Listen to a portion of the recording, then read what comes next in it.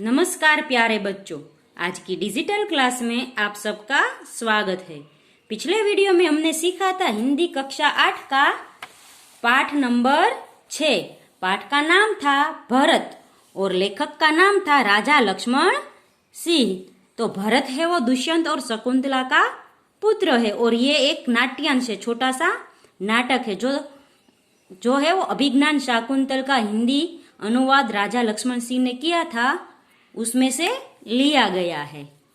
और अभिज्ञान शाकुंतल है वो कालिदास का रचित संस्कृत नाटक था, उसका हिंदी में अनुवाद किया था राजा लक्ष्मण सिंह ने।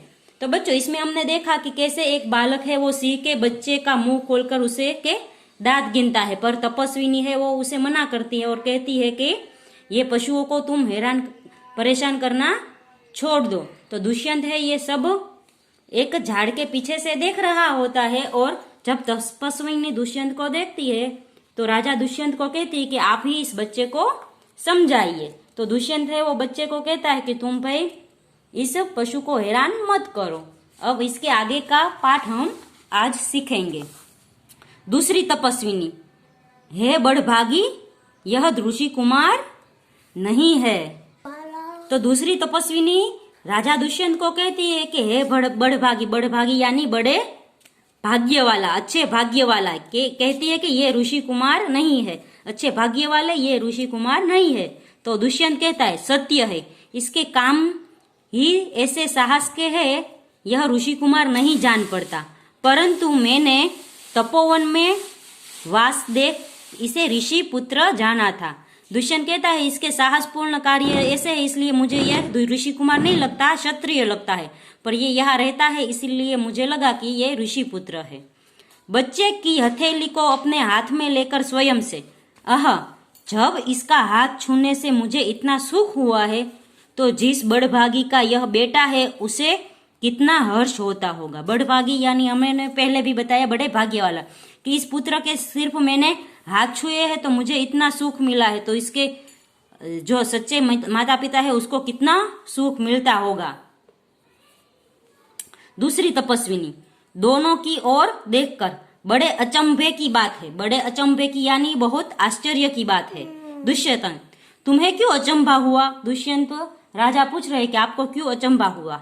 दूसरी तपस्विनी, इसलिए हुआ कि बालक की और तुम्हारी सूरत बहुत मिलती है और तुम्हें जाने बिना भी इसने तुम्हारी बात मान ली। तो दूसरी तपस्विनी कहती है कि आपकी सूरत और यह इसकी सूरत बहुत मिलती है और आपको यह पहचानता नहीं, फिर भी आपकी बात इसने मान ली।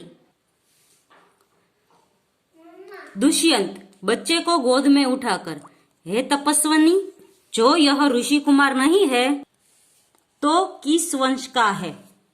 दूसरी तपस्विनी, यह पुरुवंशी है। दुष्यंत है पूछता है कि ये ऋषि कुमार नहीं है तो किस वंश का है? तो दूसरी तपस्विनी कहती ये पुरुवंश का है। दुष्यंत स्वयं से, इसलिए इसकी सूरत मुझसे मिलती है। दुष्यंत भी है वो पुरुवंश का है, इसलिए वो कहता है कि इसलिए इसकी शक्ल मुझसे मिलती है। बच्चे को गोद में गोद से उतार कर, पुरुवंशियों में यह रीति तो निश्चित है कि युवा अवस्था में वे महलों में रहकर पृथ्वी की रक्षा और पालन करते हैं और वृद्धावस्था आने पर वन में जितेंद्रिय तपस्वियों के आश्रम में वृक्षों के नीचे कुटी बनाकर रहते हैं।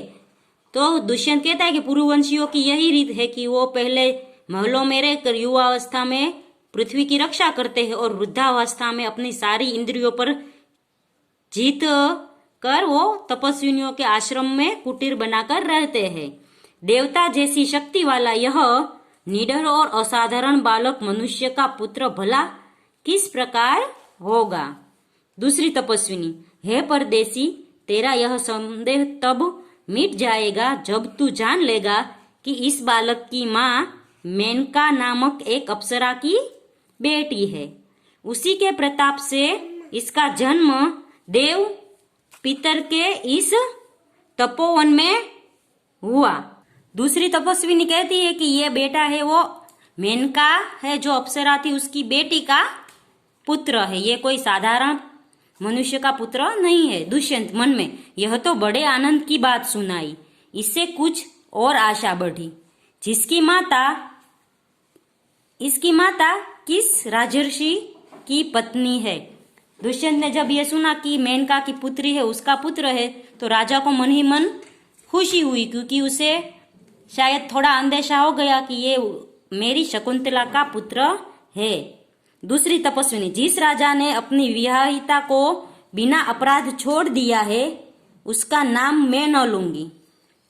तपस्विनी कहती है कि जिस राजा ने इसकी माँ को बिना अपराध छोड़ दिया है, उस राजा का नाम मैं नहीं लूंगी, क्योंकि दुष्यंत ने वो अपनी पत्नी को छोड़ दिया था, क्योंकि वो है अपनी पत्नी को भूल गया था और वो उसे पहचान नहीं पा रहा था, क्योंकि शकुंतला ने है वो उसको जो अंगूठी दी थी वो खो दी थी पानी में। दुष्यंत स्वयं से, यह कथा तो मुझ पर लगती है। भला अब इस बालक की माँ का नाम पूछूं? पहली तपस्विनी मिट्टी का मोर लेकर आई।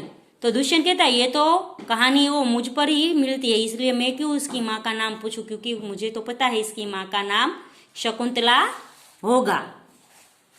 पहली तपस्विनी, हे सर्वदमन, यह शकुंतलावण्य देख।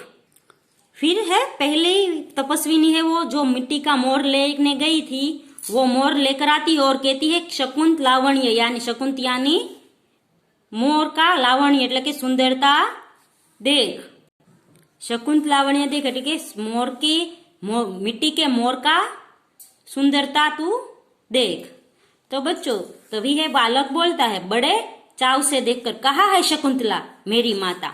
इतने में बालक ने जब ये सुना शकुंतलावण्य देख, तो उसे लगा कि शकुंतला का नाम तपस्विनी ने बोला, इसलिए वो कह रहा है कि कहाँ है मेरी माता शकुंतला। तो बच्चों, यहाँ पे बालक ने है वो अपनी माता का नाम लिया और दुष्यंत ने को भी थोड़ा थोड़ा अंदेशा हो गया कि यह है वो उसका ही बालक है। अब इसके आगे क्या होगा ये हम अगले वीडियो में देखेंगे। तब तक के लिए गुड बाय, टेक केयर।